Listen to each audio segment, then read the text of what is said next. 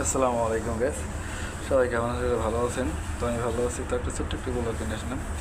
এখানে দারচিনি, ইলাইচ, তেজপাতা, জিরা, লং, গোলমরিচ।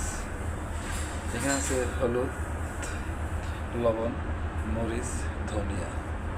এখানে দিয়ে দেওয়া হয়েছে। তো দিয়ে পরে নাড়াচাড়া করবো। নাড়াচাড়া করার পরে একটু ভাজা ভাজা করবো সুন্দর করে।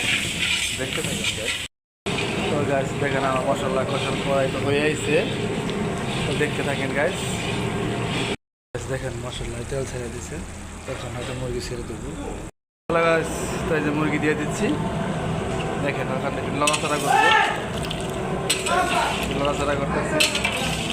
লড়াচড়া করে ওইটা কষানোর পরে দিয়ে দেবো আলু। তো দেখতে থাকেন, সাথে থাকেন, ঠিক আছে?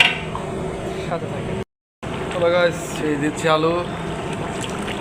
দেখেন আলু দিয়ে দিলাম। তো ভিউয়ার্স, রান্না হয়ে গেছে। তো সুস্থ থাকেন সবাই, ভালো থাকেন। তো পরবর্তী ভিডিওতে আবার একবার আপনাদের সবাইকে ওয়েলকাম। তো আসসালামু আলাইকুম।